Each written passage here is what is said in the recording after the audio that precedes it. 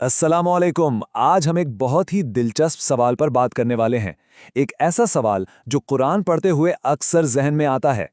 सवाल ये है कि भाई एक ही किस्सा जैसे हज़रत मूसा अलैहिस्सलाम का किस्सा कुरान में इतनी बार क्यों दोहराया गया है?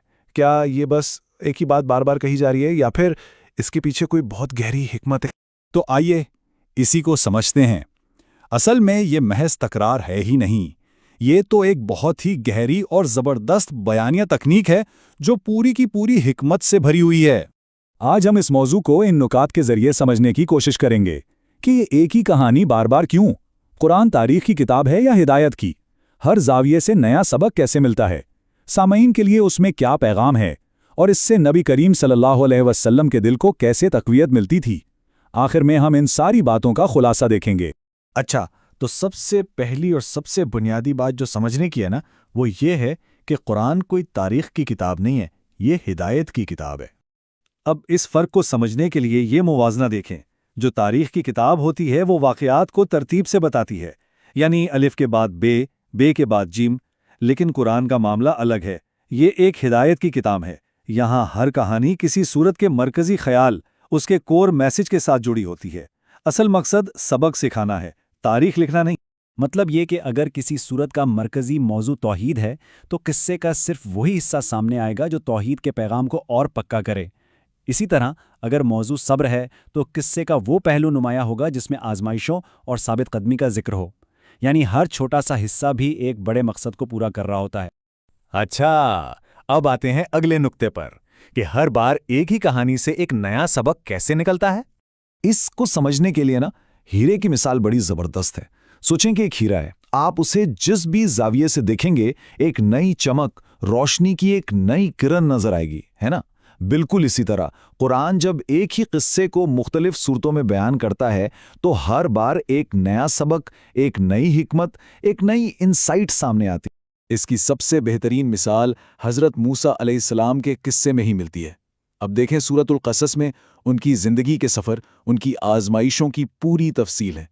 फिर सूरतुल बकरा में फोकस बनी इसराइल को दिए गए क़वानीन पर है, और सूरतुल शुअरा में फ़िरौन के साथ जो मुकाबला हुआ उस पर जोर दिया गया है।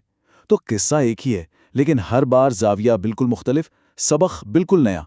अब सवाल ये पैदा होता है कि सुनने वालों के लिए यानी सामेईन के लिए इस तकरार का क्या मतलब है?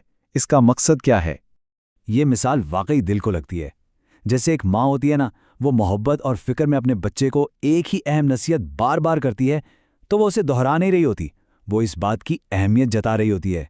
बिल्कुल यही अंदाज कुरान का भी है, जहां अहम बातों को बार बार दोहराकर दिलो दिमाग में बिठाया जाता है। और ये भी समझना ज़रूरी है कि पैगाम हर बार मुख्तलिफ लोगों के लिए होता है। कभी वही किस्सा मक्का वालों को खबरदार करने के लिए सुनाया जा रहा है, कभी अहले किताब यानी यहूद व नसारा को उनकी अपनी तारीख याद दिलाने के लिए, और कभी खुद मुसलमानों की अपनी तरबियत के लिए। यानी किस्सा वही एक, लेकिन किससे बात हो रही है और हालात क्या हैं उसके हिसाब से पैगाम का रुख बदल जाता है। और इस सब के अलावा इन किस्सों का एक और बहुत ही गहरा, बहुत ही ज़ाती मकसद भी था, और वो था खुद नबी अकरम सल्लल्लाहु अलैहि वसल्लम के दिल को मजबूती देना। ये बात कुरान खुद बताता है। सूरत हूद की आयत 120 में अल्लाह ताला फरमाते हैं, और रसूलों के वाक़यात में से हम आपसे वो सब बयान करते हैं जिससे हम आपके दिल को मजबूत करते हैं। यानी ये किस्से नबी सल्लल्लाहु अलैहि वसल्लम के दिल को थामने के लिए थे। ज़रा सोचें, जब नबी अकरम सल्लल्लाहु अलैहि वसल्लम और इब्तिदाई मुसलमान हर तरफ से मुश्किलात, मुखालिफत और तकलीफ़ें झेल रहे थे, तो ये सुनना कि उनसे पहले आने वाले नबियों को भी बिल्कुल ऐसे ही हालात का सामना करना पड़ा था, ये उनके लिए कितनी बड़ी तसल्ली और हिम्मत की बात होगी। ये किस्से उन्हें याद दिलाते थे कि वो इस मुश्किल रास्ते पर अकेले नहीं हैं।